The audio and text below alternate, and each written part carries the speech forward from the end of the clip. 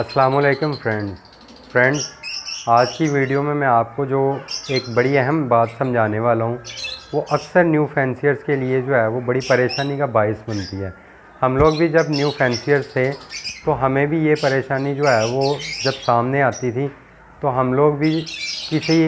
Experienced fancier से पूछते थे तो वो हमें को बेहतर अंदाज में समझाते नहीं थे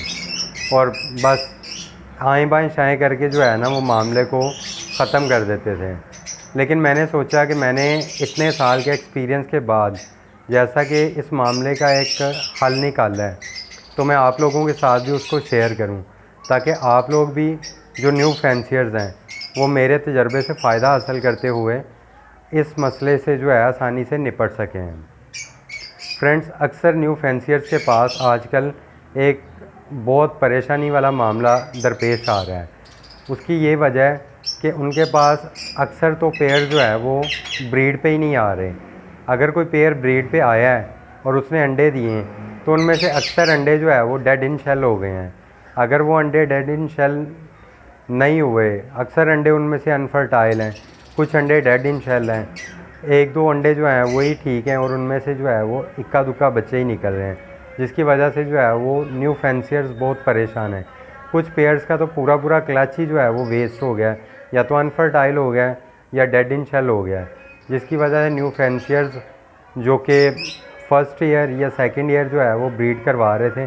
वो काफ़ी डिसहार्ट हो रहे हैं। तो फ्रेंड्स, आज मैं आपको इसी मामले के लिए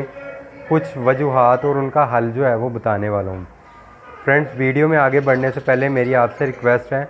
कि आप मेरे चैनल को सब्सक्राइब करें और साथ मौजूद बेल के आइकन को भी प्रेस करें। मैं आपको गारंटी से कहता हूँ, अगर आप मेरे साथ जुड़े रहेंगे तो इंशाल्लाह मैं आपको बर्ड बिज़नेस से रिलेटेड इस तरह की इन्फॉर्मेशन दूंगा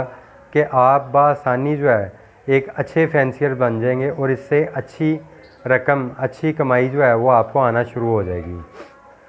चलें फ्रेंड्स, वीडियो की तरफ चलते हैं। सो फ्रेंड्स, सबसे पहले जो मेन वजह है आपके पास अंडों के अनफर्टाइल आने की आजकल जो इस मौसम में है, उसकी मेन रीज़न ये है कि जैसा कि हम लोगों ने महसूस किया और देखा है कि पाकिस्तान में शुरू के मानसून के मौसम में बेशुमार बारिशें हुई और इतनी बारिशें हुई कि उन्होंने कई सालों का रिकॉर्ड तोड़ दिया, जिसकी वजह से हमारे शेड्स में नमी वगैरह जो है बहुत ज़्यादा हो चुकी थी। उसकी वजह से अक्सर पेयर जो है वो मौसम की तब्दीली की वजह से बहुत जल्द ब्रीड पे आ गए। जैसे ही वो ब्रीड पे आए हैं और कुछ हम लोग जो न्यू फैंसियर्स हैं वो भी कोशिश करते हैं कि उनके पास जल्द से जल्द जो है वो पेयर ब्रीड पे आ जाएं। इसलिए उन्होंने बॉक्सेस भी जल्दी लगा दिए, तो उनके पास बर्ड्स ने ब्रीड तो कर दी, अंडे तो दे दिए, लेकिन नमी ज़्यादा होने की वजह से जो है वो अक्सर अंडे फर्टाइल ही नहीं हो सके। फ्रेंड्स, आप लोगों को शायद ना पता हो, अंडे को फर्टाइल होने के लिए एक मुनासिब किस्म की नमी और मुनासिब टेम्परेचर चाहिए होता है। टेम्परेचर तो 37.5 जो है वो चाहिए होता है बर्ड को, और नमी जो है वो 40 से 60-70 के दरमियान अगर हो तो अंडा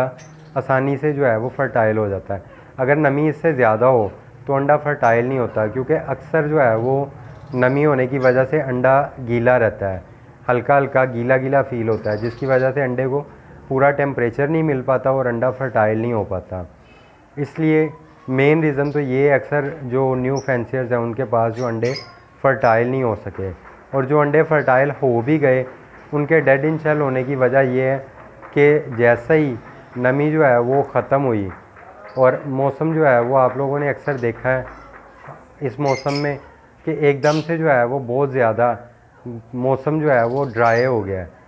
इस वक्त जो है वो बारिशें बिल्कुल रुक चुकी हैं, किसी किस्म का बारिशों का जो है वो उस मानसून के यानी अगस्त के बाद बारिशों का कोई जो है वो स्पेल वगैरह नहीं आया, जिसकी वजह से हवा में नमी की मिकदार काफ़ी कम होना शुरू हो गई। और इस वक्त मेरे शेड में 40 डिग्री नमी जो है वो चल रही है, 40% नमी चल रही है और टेम्परेचर 28.5 चल रहा है। टेम्परेचर तो ठीक है, लेकिन 40% नमी जो है ये कम होती है, और ख़ास तौर पे जो है वो जिन इलाकों में जो है मौसम थोड़ा ज़्यादा गर्म है वहाँ पे तो नमी की मिक़दार और कम होगी। इस वजह से नमी कम होने की वजह से अक्सर अंडे जो है वो डेड इन शेल हो गए, क्योंकि अंडे का छिलका जो है वो काफ़ी ड्राई हो जाता है और बर्ड का बच्चा जो है वो अंडे का छिलका तोड़ के उसमें से बाहर नहीं निकल पाता, जिसकी वजह से वो अंदर ही मर जाता है। डेड इन शेल होने की एक रीज़न ये है। सेकंड फ्रेंड्स, हम लोगों ने देखा होगा कि अक्सर जो है न्यू फैंसियर जो है वो इस लालच में पड़ जाते हैं कि वो जल्दी से जल्दी ब्रीड ले लें, किसी तरह उनके पास जल्दी से जल्दी चिक्स आना शुरू हो जाएं। तो उस वजह से जो है वो उन्होंने बॉक्सेस वगैरह बहुत जल्दी हैंग कर दिए हुए थे। बॉक्स जल्दी हैंग करने की वजह से जो मेल और फीमेल है वो मुकम्मल तौर पे जो है वो आपस में पेयर अप नहीं हुए थे। अगर पेयर अप थे भी तो उन्होंने मुकम्मल तौर पे एक दूसरे के साथ जो है वो दाना वगैरह ट्रांसफ़र करना स्टार्ट नहीं किया था और दोनों हीट पे नहीं आए थे, जिसका नुकसान ये हुआ कि जो फीमेल हीट पे आई उन्होंने जो अनफर्टाइल अंडे हैं वही दे दिए और मेल ने जो है वो कोई रिस्पॉन्स नहीं दिया फीमेल को, जिसकी वजह से वो अंडे अनफर्टाइल हो गए सारे के सारे। एक रीज़न ये भी है अंडों के अनफर्टाइल होने की। फ्रेंड्स, जब भी आप पेयर को जो है वो बॉक्सेस लगाएं तो मैं आपको एक बेहतरीन टिप देने वाला हूँ, वो ये है कि आप सबसे पहले इस चीज़ को नोट करें कि आपका पेयर मेल और फीमेल दोनों एक दूसरे को जो है वो दाना वगैरह एक्सचेंज कर रहे हैं, दोनों एक दूसरे को जो है वो खुजला रहे हैं, एक दूसरे को जो है वो कह लो कि आहिस्ता आहिस्ता से चूं चूं को एक दूसरे को मार रहे हैं। इस चीज़ को आपने नोट करना है कि दोनों एक दूसरे के साथ मुकम्मल तौर पे जो है वो एक्टिविटी में हों और एक दूसरे को जो है वो कोशिश करें अपनी तरफ माइल करने की। अगर एक दूर जाके बैठे तो दूसरा उसके पास जाके बैठने की कोशिश करें। फ्रेंड्स, जब आप इस चीज़ को ऑब्ज़र्व करो फिर ही आप उनको बॉक्सेस लगाओ, और जब आप इस चीज़ को ऑब्ज़र्व करने के बाद बॉक्स लगाओगे तो इंशाल्लाह मेल फीमेल को मुकम्मल रिस्पॉन्स देगा और फीमेल हवाई अंडे नहीं ले करेगी। इंशाल्लाह आपके पास इस तरह की अनफर्टिलिटी का इशू भी जो है वो भी मुकम्मल तौर पे ख़त्म हो जाएगा। इसके अलावा फ्रेंड्स, एक और चीज़ आपने ज़हन में रखनी है कि जो कम उम्र के जो है वो पेयर होते हैं, यानी आपने पट्ठे लिए और आपने 5-6 माह 7 माह की एज में उनको ब्रीड पे लगा दिया, उनमें से भी अक्सर औक़ात ऐसा होता है कि आपके पास जो भी बर्ड जो है अंडे देता है या तो वो अनफर्टाइल हो जाते हैं, और अगर उनमें बच्चे बन भी जाएं तो वो बच्चे इतने मजबूत नहीं होते कि वो अंडे का छिलका तोड़ के उसको बाहर निकल सकें और वो डेड इन शेल हो जाते हैं, या चंद दिन के अंदर को हफ्ता 10 दिन के अंदर अंडे के अंदर ही जो है वो डेड हो जाते हैं। इसमें एक रीज़न उनकी उस पेयर की कम उम्र होना भी है, दूसरी रीज़न उस पेयर का ना तजर्बाकारी भी है, और इसके अलावा एक रीज़न उसमें ये भी हो सकती है कि फ़ीमेल जो है वो अंडे ले करने के बाद उसको अच्छे तरीके से इनक्यूबेट ना कर रही हो। तो फ्रेंड्स, आपने इन 3-4 रीज़न्स को जो है अपने जहन में रखना है, और नेक्स्ट टाइम, सिर्फ इस साल नहीं, नेक्स्ट टाइम जब भी कभी ज़िंदगी में आप कोशिश करें कि अब अपने बर्ड्स को जो है वो ब्रीड पे लगा दें और बॉक्सेस लगा दें, तो आपने इन चीज़ों को लाजमी ध्यान में रखना है ताकि आपको जो है किसी भी किस्म का डेड इन शेल और अनफर्टिलिटी का इशू ना हो।